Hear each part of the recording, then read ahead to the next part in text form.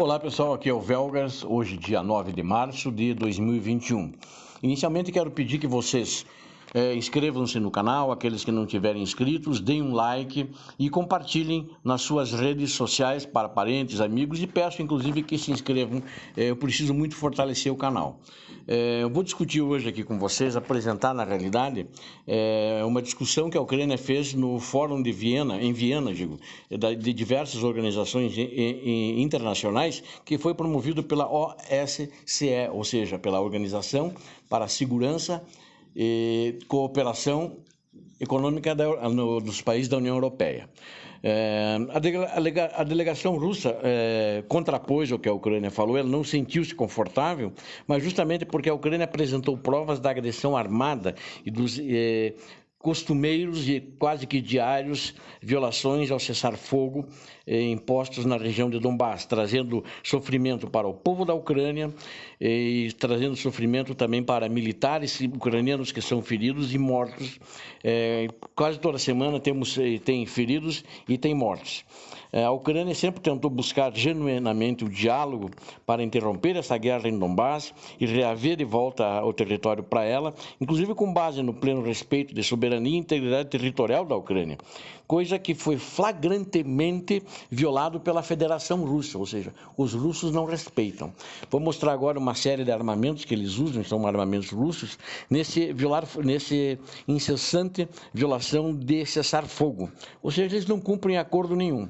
Inclusive, esses armamentos não deveriam estar lá de acordo com o que foi tratado em Minsk, que foi assinado inclusive pelos russos, mas eles deixam lá e não deixam ninguém inspecionar. Para vocês terem uma ideia, nas últimas 2 semanas, 76 vezes as posições ucranianas foram bombardeadas, ou seja, 76 vezes em 2 semanas foi feito violação do cessar-fogo, com morteiros 82 milímetros, 120 milímetros, com obuseiros, né, que vocês vão ver mais adiante, mesmo com fogo de tanques de guerra, ou seja, a Rússia não respeita o que ela assinou, né? Ela vive um mundo de mentira, ela assina uma coisa e continua fazendo o errado. Para começar, está errado que está num território que não é dela, que ela anexou a Crimeia e ela também está querendo ficar com Donbass e quiçá com o resto da Ucrânia. E que a atitude dela tem causado feridos e mortes de uma maneira crescente, sempre de uma maneira exponencial. É preciso também destacar que, além disso, ela conduz fogo de artilharia contra posições das Forças Armadas da Ucrânia e faz teste de novos armamentos ali, quando ela vai lançar um novo armamento, contra as posições da Ucrânia, ou seja, a Ucrânia também virou um laboratório de testes para o armamento russo. Isso é vergonhoso, é imoral, é contra os direitos humanos e é contra a humanidade. Ali o que está acontecendo na região ali é um crime contra a humanidade, né? E apesar dessas ultrajantes provocações, as Forças Armadas da Ucrânia, elas exercem moderação. Elas não têm, a maioria das vezes não têm respondido ao fogo e algumas poucas vezes têm respondido moderadamente ao fogo. E elas nunca provocam o rompimento do cessar-fogo, né? A Ucrânia não põe em risco esse regime de cessar-fogo, que as Forças Armadas russas costumeiramente colocam. E ela, inclusive, impõe um sério impedimento à liberdade das pessoas ucranianas que vivem do lado, a minoria que ficou lá do lado de Donetsk e de Luhansk, impedindo que eles saiam, né? Que mesmo que vão visitar parentes em outro lugar, eles são na realidade prisioneiros da Rússia, como na antiga União Soviética, né? Ninguém podia sair da cortina de ferro. Ali da região de Donetsk e de Luhansk, ninguém pode sair, né? Eles também têm usado mísseis, né? Daquelas plataformas de lançamento múltiplos, né, de 122 milímetros, né? Então, na realidade, aquilo lá é uma região onde há muita guerra, muita briga. A Ucrânia apresentou, vocês vão ver, vou mostrar algumas fotos que ela apresentou, onde ocorrem os bombardeiros, né? Ou, no caso, onde ocorreram, vocês estão vendo aqui a primeira foto, onde ocorrem bombardeiros, são fotos de satélite tiradas no momento em que ocorreu o cessar cessar-fogo e foram comprovados efetivamente em loco pelos inspetores da OSCE. E o lado ucraniano considera tais ações como uma violação flagrante, né, ao Acordo de Minsk, né, esse desrespeito que foi assinado em 2020, inclusive em Minsk, no dia 22 de julho. Ou seja, não adianta assinar nada com os russos que eles não vão cumprir, né? Essa é a realidade. E também é importante destacar, vocês estão vendo aqui, olha os estragos que efetivamente causam esses bombardeiros. Nessas fotos aqui vocês vão ver, né? E além dele, acho que eu já falei para vocês, eles também fazem fogo de formações de tanques de guerra. Ou seja, na realidade, se eles vão fazer um treinamento militar, uma manobra, eles usam a fronteira para dar tiros para o lado ucraniano. Quando eles não fazem nenhum treinamento militar, eles simplesmente atiram a esmo contra as posições ucranianas. E estão avançando também a formação de trincheiras deles. As trincheiras deles, que estavam acima de 1.000 metros, hoje estão entre 700 a 500 metros das formações ucranianas. Então isso é muito ruim, é muito negativo. Eles, além dos prejuízos para as instalações e equipamento militar que eles trazem para a Ucrânia, eles estão trazendo muito prejuízo na infraestrutura civil e mesmo com muitas vezes morte de civis, né? E a Ucrânia tem restaurado de forma muito proativa a infraestrutura civil destruída. Ou seja, eles constroem novamente, né, esse prejuízo. Então, mas dá um prejuízo para o país, né? E isso rompendo, e a Rússia nunca se responsabiliza. E são tão cínicos que eles sempre negam, né? Nunca dizem que, de fato, eles são responsáveis por isso. São capazes até de dizer, não, foi a Ucrânia que começou. Ou seja, eles vivem no mundo da fantasia mentirosa. Eles vivem no mundo de mentira, né? A Ucrânia estabeleceu pontos de entrada e pontos de saída, de controle de passaportes, né, que eu falei muito rapidamente, para que as pessoas de lá pudessem sair, pudessem visitar parentes, né, e eles não deixam sair. Os prisioneiros estão lá como no antigo regime soviético, né? É a União Soviética. Se vocês também virem um outro vídeo meu, onde eu falei sobre a violação dos direitos humanos, quem não assistiu, assista.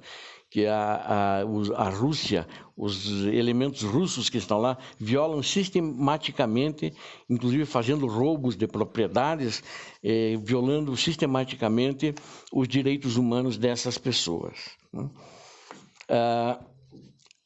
E também, mais recentemente, agora em 2021, os oficiais da contra-espionagem da Ucrânia, né, o SBU, expôs e neutralizou uma rede de agentes do FSB, que é a antiga KGB russa, que estavam operando na Ucrânia, principalmente nas localidades de Kiev, né, Odessa, Mykolaiv, Jitomir e algumas outras cidades menores, né? E também estabeleceu essa rede, que ela inclusive prendeu do FSB pessoas que vieram da Rússia, né? Efetivamente, e que vieram via Crimeia, deram um jeito de passar, estavam fazendo planos de sabotagem nas instalações militares da Ucrânia, bem como estavam planejando o rapto de um ex-comandante das forças especiais ucranianas. E também estavam analisando o movimento das Forças Armadas da Ucrânia, notadamente da 73ª Batalhão de Operações Especiais da Marinha, no caso dos fuzileiros navais da Marinha Ucraniana. E vocês podem ver aqui que temos aqui os fiscais, os inspetores da OSCE, que estão analisando onde caíram os projéteis russos, né? Eles sistematicamente estão lá, desde que foram feitos os acordos de Minsk antes, eles percorrem a linha de frente do lado ucraniano. Os russos nunca deixam eles passar para fazer as verificações e as posições do armamento deles, como foi estabelecido no acordo de Minsk. Ou seja, eles violam, eles não deixam nem quem foi eleito, que é a OSCE, para fazer a inspeção disso, eles não deixam entrar naquela região. Ou seja, os russos não deixam entrar, eles fazem o que quiserem, né? Eles são ali, vamos dizer assim, os donos do pedaço e podem violar o que quiserem. E a OSCE pediu para eles pararem de fazer essa violação do cessar-fogo na sua reunião com eles. Bom, não adianta, mas precisa ser feito. fazer denúncias sempre em qualquer organização, seja na OSCE, na ONU, na União Europeia, né? Precisa ser feito. Os russos não fazem nada, eles fazem de conta, né, que estão interessados, eles fazem um discurso bonito, olham bravos, olham sérios, sentem-se até ofendidos, né? Eles sentem-se ofendidos, por exemplo, com a diplomacia europeia, que não os trata bem. Mas também a diplomacia russa é uma diplomacia mentirosa, né? Não é uma diplomacia séria. Eles estão onde? Eles estão na Ucrânia, eles invadiram a Ucrânia. Eles não pediram licença para entrar, né? Onde eles poderiam andar livremente como cidadãos, passear, fazer turismo, o que quisessem, né? Mas agora não, eles estão lá com tropas, isso aqui é nosso, né? E ficam falando mentiras que isso aqui historicamente é nosso, que a Ucrânia é da Rússia, quando na realidade a Ucrânia, assistam um dos meus vídeos lá uns 8 meses atrás, a formação do Estado russo, a Rússia saiu da Ucrânia, saiu da Ucrânia russa de Kiev, né? Esta é a verdade.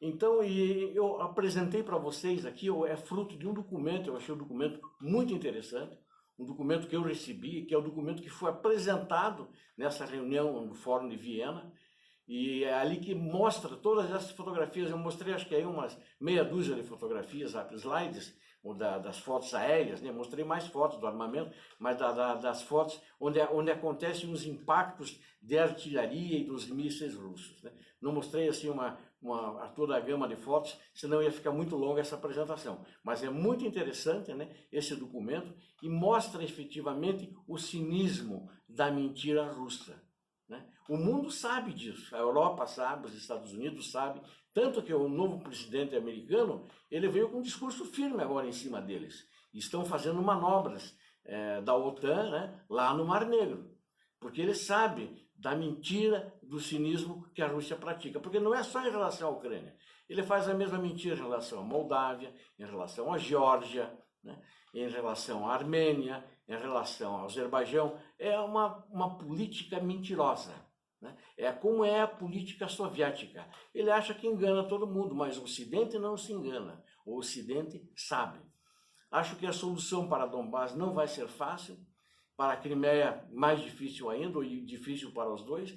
Quem está com a quantidade de tropas, e como ele ocupou a Crimeia, não tem intenção de devolver a Crimeia. Eu diria o mesmo para Donbás, apesar deles estarem lá, não terem anexado, vai ser uma solução muito difícil. Mas é muito importante essa pressão através das organizações mundiais, né, dessas organizações internacionais, onde foi feito esse fórum, dessas organizações, desses países, lá em Viena, na Áustria. Eu queria pedir novamente que vocês inscrevam-se no canal, que vocês deem seu like e compartilhem nas suas redes sociais e façam seus comentários. Obrigado a todos, Deus abençoe, paz e bem.